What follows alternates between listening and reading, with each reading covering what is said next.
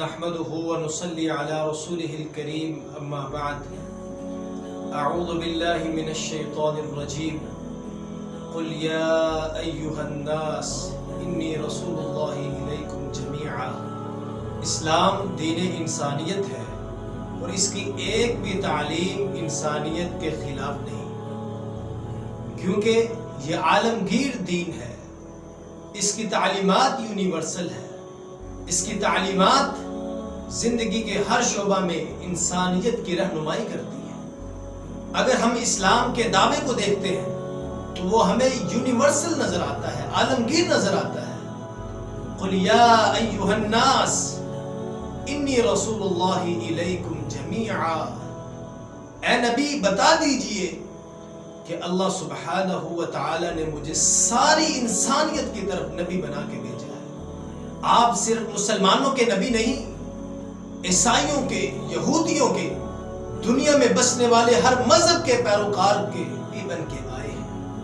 اور یہی وجہ ہے کہ صحیح بخاری کی 438 حدیث نبی صلی اللہ علیہ وسلم نے فرمایا تھا کہ اللہ سبحانہ و تعالی نے مجھے 5 چیزوں کے اوپر دیگر انبیاء کے اوپر فضیلتیں عطا کی ہیں۔ ان میں سے ایک وَبُعِثْتُ إِلَى النَّاسِ كَافَّةً، اللہ نے مجھے تمام انسانیت کی طرف نبی بنا کے بھیجا ہے۔ میں ایک علاقے کی طرف، ایک ملک کی طرف نبی بن کے نہیں آیا، بلکہ پوری کائنات کے لیے نبی بن کے آیا۔ میں اللہ سبحانہ و تعالی کی توفیق کے ساتھ اپنی چند ویڈیوز میں اس بات کو بیان کروں گا کہ اسلام از یونیورسل ریلیجن، کہ کائنات میں اگر کوئی دین عالمگیر ہے تو وہ دین اسلام ہے۔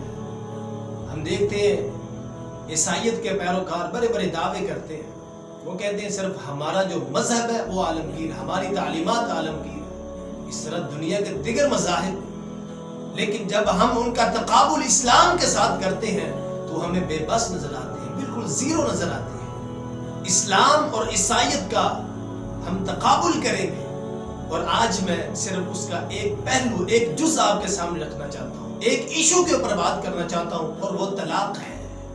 جب ہم بائبل کا مطالعہ کرتے ہیں تو ہمیں معلوم ہوتا ہے کہ عیسائیت میں طلاق کی ممانعت ہے، بلکہ کیتھولک والوں کے نزدیک صرف موت ہی وہ چیز ہے جو خاوند اور بیوی کو جدا کر سکتی ہے۔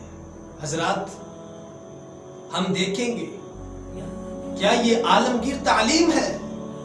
کیا یہ یونیورسل اصول ہے؟ آپ کے ذہن میں یہ بات ہونی چاہیے کہ اسلام میں طلاق کو ناپسند کیا گیا ہے۔ اللہ سبحانہ و تعالی نے جو چیزیں حلال کی ہیں ان میں سے سب سے ناپسندیدہ چیز وہ طلاق ہے۔ اگر کوئی آدمی جان بوجھ کے بغیر کسی عذر کے اپنی عورت کو طلاق دیتا ہے تو وہ مجرم ہے، وہ گناہگار ہے۔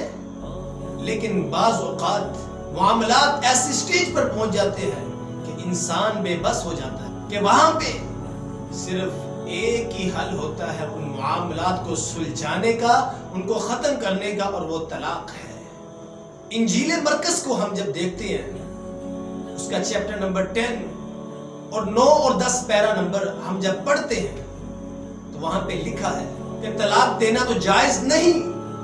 جو آدمی کسی عورت کو طلاق دے دے اور آگے کسی اور کے ساتھ نکاح کرے، شادی کرے، تو وہ زنا کرتا ہے، وہ تو زانی آدمی ہے۔ اور جو عورت مطلقہ ہے وہ آگے جب کسی کے ساتھ نکاح کرتی ہے تو وہ بھی زنا کرتی ہے، وہ زانیہ عورت ہے۔ حضرات، یہ عالمگیر اصول نہیں ہو سکتا۔ کیوں؟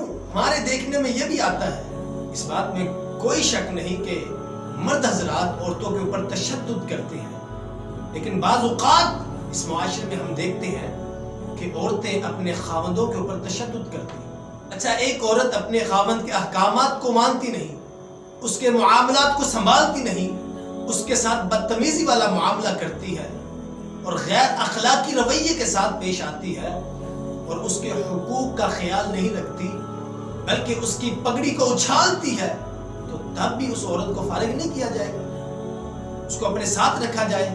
آسان لفظوں میں اگر وہ اپنے خاوند کی پٹائی کرے۔ حضرات، عیسائیت میں صرف ایک موقع کے اوپر آدمی اپنی عورت کو طلاق دے سکتا ہے جب وہ عورت کسی کے ساتھ زنا کرے. اچھا وہ زنا کرے گی تب بھی طلاق دینی، اس کے علاوہ کوئی آپشن ہے ہی نہیں. میں کہتا ہوں یہ یونیورسل اصول نہیں ہو سکتا. کیوں؟ اچھا عورت اگر کسی کے ساتھ زنا کرے گی تب بھی اس کو طلاق ہو سکتی ہے. اگر وہ زنا تو نہیں کرتی، کسی آدمی کے ساتھ بوس و کنار ہوتی ہے، سیل فون کے ذریعے وہ لوگوں کے ساتھ اپنے غلط رابطے بڑھاتی ہے، یا میسیجز کے ذریعے، خطوط کے ذریعے لوگوں کو اپنی طرف مائل کرنے کی کوشش کرتی ہے، تو کیا تب بھی آدمی کو اجازت نہیں کہ وہ اپنی عورت کو روکے؟ اگر وہ نہیں مانتی تو اس کو طلاق دے، کیونکہ ان کے ہاں تو صرف ایک ہی اصول ہے جب وہ زنا کرے. حضرات صرف ایک ہی دین ہے جو عالمگیر ہے، جس کی تعلیمات عالمگیر ہے، وہ دین اسلام ہے. وہ ایسے موقع کے اوپر آ کے اجازت دیتا ہے کہ ٹھیک ہے اگر عورت برائی کا ارادہ کرتی ہے یا اپنے شوہر کے حقوق کو پورا نہیں کرتی تب تم اس کو فارغ کر سکتے ہو، اس کو طلاق دے سکتے ہو. اور عورت کو بھی یہ اجازت دی ہے اگر خامند اس کے حقوق کا خیال نہیں رکھتا، اس کے اوپر ظلم و زیادتی کرتا ہے، تو وہ خلا لے کے اپنے معاملات اس سے الگ کر سکتی ہے. تو یہ وہ ایک جز تھا جو میں نے آپ کے سامنے رکھا، جس سے اسلام کی حقانیت واضح ہوتی ہے. اللہ سبحانہ و تعالی سے دعا ہے کہ وہ ہمیں دین اسلام کا فہم دے اور نبی صلی اللہ علیہ وآلہ وسلم کی سیرت کے مطابق ہمیں زندگی بسر کرنے کی توفیق دے. اقول قولی ھذا وما توفیقی الا باللہ.